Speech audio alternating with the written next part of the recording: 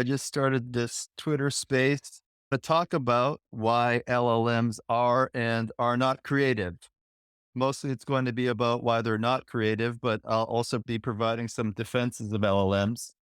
And if I say anything interesting here, you can assume that I stole it from David Deutsch. Also, a lot of this I've learned from Brett Hall as well. So let's jump into it. A lot of people think that LLMs are creative, and I'm going to start by explaining why they're not. And there's really two good reasons why they're not creative. One of them is pretty straightforward, and the other one's a little more complicated.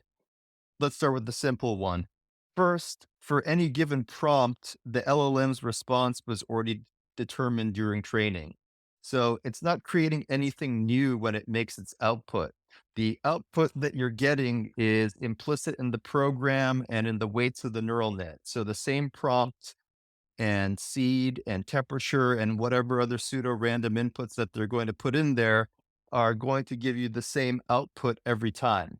So every single possible output was already created during training and it's already reflected in the weights. You can think of the neural net as a giant and also compressed database of outputs that you can look up with the right prompt. Or you can think of it as a paintbrush that is made useful by the creativity of your input. So the only creative aspects of the LLM are in the training data that was made by a human, the program that was also made by a human, the human feedback, which was also done by humans, and the prompt, which was also made by you, a human. So all of these things are creative act, but all the creativity is coming from the human interaction with the program. I don't consider a program that looks things up in a giant database to be a creative program. The people that made it were creative, not the program. So that's the first reason that LLMs are not creative. Everything was determined during training. So there's a second deeper reason why there is no program or programming language that can be as creative as a human.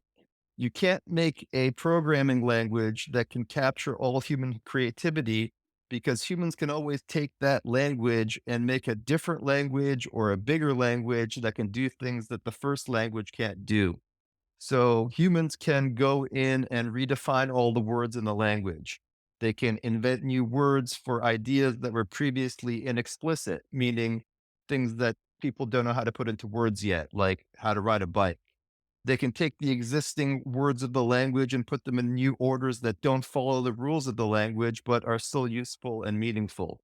Humans can make new kinds of media like music, dancing, drawing, or they can extend the language by adding undecidable propositions, as in Gödel's incompleteness theorem. But bottom line is that programming languages give the same result every single time. Their outputs are bounded, while human creativity is unbounded and limitless. So if you want to argue the other side of it, you could say, okay, maybe the program could modify itself like a human would do and extend the formal system or programming language that it's in. But if the program that is doing the modifications is also deterministic, which it is going to be because that's all we know how to write, all the extensions of the language that you're trying to modify are also going to be deterministic. By the way, when I say deterministic, just to define it, it's a process where the outcome is already determined by an earlier state of the process. There is a problem with this argument that I'm making about the limited programming languages, though. The problem is that there is actually a normal computer program, a deterministic computer program that has the same output every time that can simulate a person. And this is coming from the Church-Turing principle and from the assumption that quantum mechanics is correct or close enough. And what the Church-Turing principle says is that any quantum mechanical system can be simulated to arbitrary accuracy with a universal computer. I think the Church-Turing thesis is actually stronger than that. It says that any physical laws can be simulated to arbitrary accuracy with a universal computer. Someone should double check me on that. But if you can simulate a human or a human brain, then you have an AGI that can simulate human creativity, AGI, artificial general intelligence. So we just made the argument that there actually is a computer program that is as creative as a human because we can simulate a human, because we can simulate anything that follows the laws of quantum mechanics. There are some problems with this argument, though. First, when people say that something can be done in principle, and this is an example of an argument where the argument is principle, not that we actually know how to build the computer program that can simulate a human, but we can do it in principle. What we mean is that it follows logically from our best explanations of the phenomenon, but it also means that we don't know how to do it. And there may be reasons why we can't do it. So the computational resources required to do the simulation would be larger than the size of the universe, for example. I'm not saying that's the case here, but it's something to consider whenever people say something can be done in principle. You would also have to have a way to find the state of every relevant aspect of every single particle in the system to enough accuracy to get the result that you want with enough accuracy. So basically, you'd have to figure out a way to scan a human brain, find out what every single particle is doing, and then load that into the computer program. That may not even be possible to do in principle. Then you have the issue that this computer program is going to give you the same answer every time if it's loaded with the same initial conditions, but somehow that's supposed to simulate human creativity. And the way we think of human creativity is that people can change their minds. So if you ask somebody to do something, they might give you a response and then come back the next day and say they changed their mind, or they might decide that they want to go play tennis instead of dealing with your problem.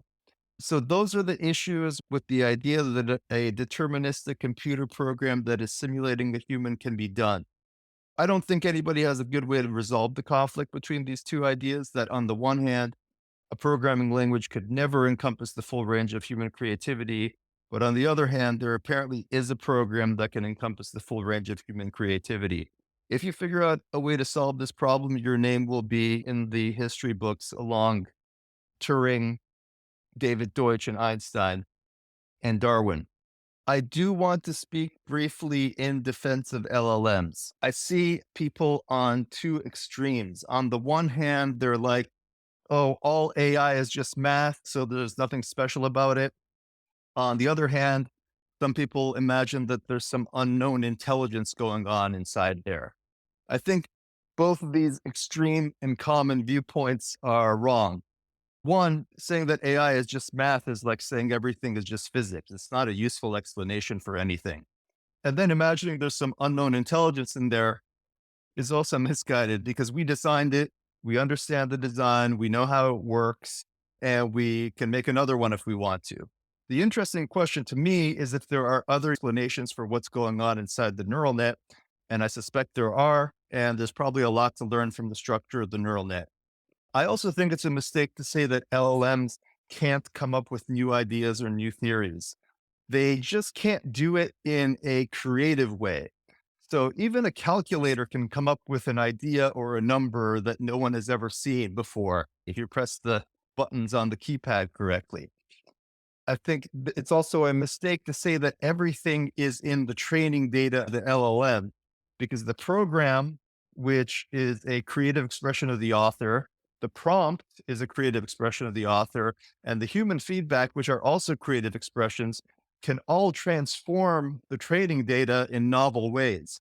So there's more to it than just the training data because the program, the prompt, and the feedback that was given to it during training all transform the data in creative ways. Aside from that creative transformation, everything that the LLM does is not creative. Even when it's coming up with a new idea, it is doing it in a non creative way. I think there's one way you could have a creative LLM, at least in the sense that evolution is creative. If you connect the LLM to a true random number generator and have that LLM spit out ideas and then use something like the environment or a human to evaluate those ideas, you do have a creative process because that is how evolution works. And evolution is considered to be creative. In evolution, you have random mutations in the DNA, and the environment determines if that mutation was useful. And that is a process that can create and build things like the wings of a bird, which was nowhere implicit in the Big Bang. So evolution relies on randomness, but it doesn't reduce to randomness because the environment determines what constitutes knowledge. So it's the combination of the random change in the mutations of the DNA combined with the environment providing, I guess, a utility function that can create things that were not implicit in the Big Bang, like your eyeball or the wings of a bird.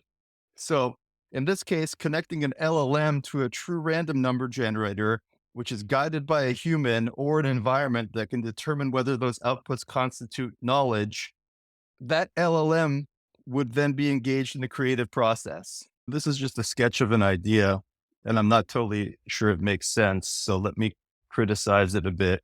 First, is this any different than just generating random numbers and trying to determine whether those constitute knowledge? I think it might be because a random LLM output is more likely to be useful than a random number. Essentially, guiding the random output through the weights might reduce the cycle time to finding a random sequence that can replicate or maintain itself in the environment. Next, if a human is evaluating whether the LLM output constitutes knowledge, is the human the one that is conjecturing the knowledge? My guess is yes. So if you need a human in the loop, there's probably no input to the creative process coming from the LLM. But if the environment and the LLM output together are determining that the output of the LLM constitutes knowledge, that might work. In any case, I'm going to think about this more. So those are my defenses of LLMs. One, that it's not just quote unquote math. Two, it can come up with ideas in non-creative ways. Three, it's not just the training data. And then four, connecting it with a true random number generator and an environment that can evaluate its outputs can create. Okay, that's all I have prepared. Anybody have any questions?